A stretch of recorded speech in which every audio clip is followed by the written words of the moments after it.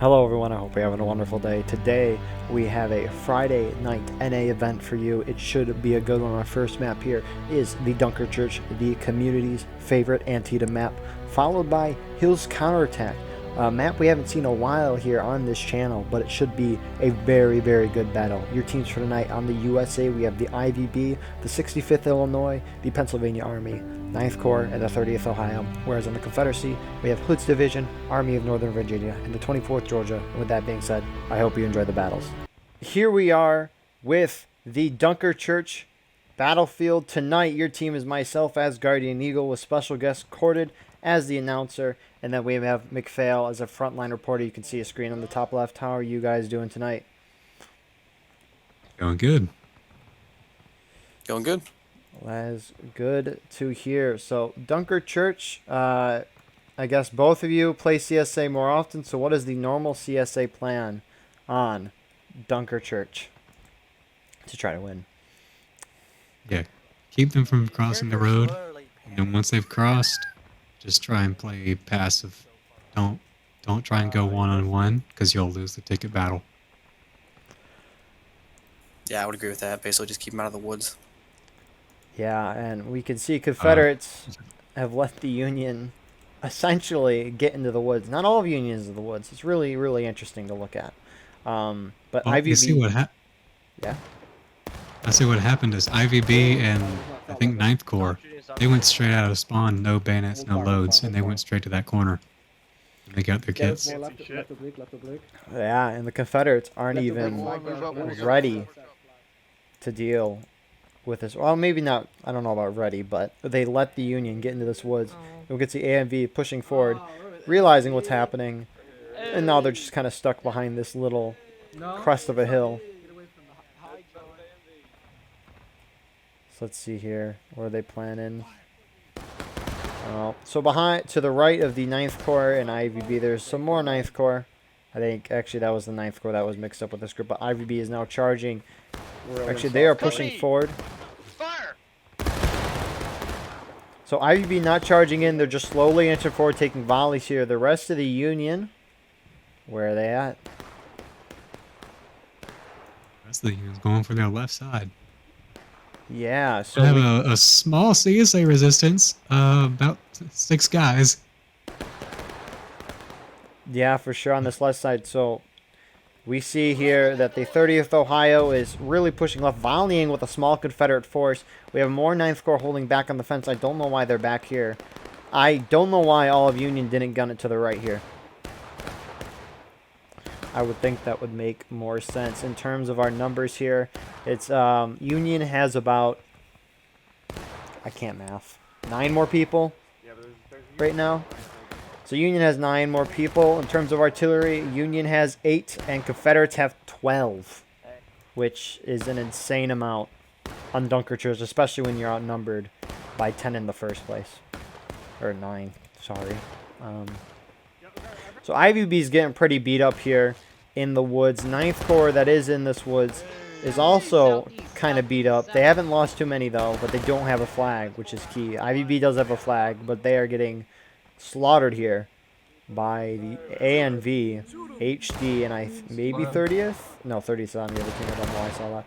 There's a 65th Illinois guy there. Actually, who is this Union group over here? There's the PA Ninja. They do have a flag, so they are also here. I apologize for missing them. But let's look at the 30th and 9th Corps push over here. They are still back here by their artillery. I don't know why they're holding so far back. I think they should be pushing forward to relieve their friendlies that are engaging. You've got the numbers on that side. Oh, for At sure. least twice as much as the 24th Georgia here. Yeah, I really am confused why they're sitting back there. Maybe protecting artillery, but I don't know. Why not pushing with everybody? You could very easily lose your flags in the woods. Union hasn't lost their flags yet, though. But Confederates don't want to charge the Union out to avoid casualties, but it's allowing the Union to stay put in this force. We do have 9th Corps and IVB pulling out of the woods, returning back to this corner position, probably to reform their line while they get more men. A lot of the IVB that died are now holding out here. You can see they're getting their bandits and loads right now. They just rushed it all the way over there. PA is still in the woods here. They really haven't been battered yet. And right as I say that, we do have an HD group pushing up on the Union forces there. A lot of HD in 65th Illinois there as well.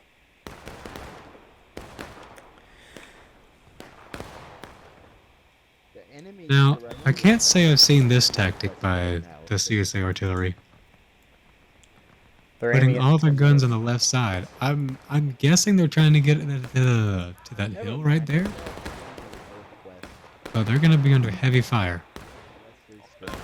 Yeah, I've never seen the CSA artillery push their guns towards the woods. Artillery would feel a lot less effective. It feels a lot harder to shoot artillery through that woods. On the left side, nothing happening still. A lot of Union sitting back here. If Union sent all these guys onto the right side, they could have a lot better of a chance of holding their ground and possibly charging the Confederates out. For now, it really just looks like a shootout. I'm really surprised to not see any aggressiveness by the Union.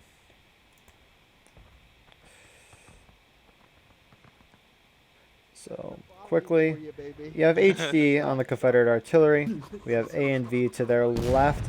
Deeper into the woods, we saw HD, and I think the 65th Illinois was there as well. And then this Confederate group that's holding out on this far side is the 24th Georgia. McPhail, were you with the 24th, right? Or what group did you say you were? I'm switching because nothing's going on over there. Yeah, no, I don't blame you. I'm trying to find HUD's division. Yeah. Good luck trying to find them. Is this McPhail from the overview? It is. He is gung-hoing it to the other side. We could see a Union beginning to push forward here. Again. However, Confederates are there. They're on those decent... They're on a little crest, a very nice position, using the rocks as cover there. Union, PA is holding back here while IVB is pushing forward and being aggressive. They're picking up these rocks and shooting. I'm surprised the Confederates haven't gone down to engage, especially with the Union taking the secure position.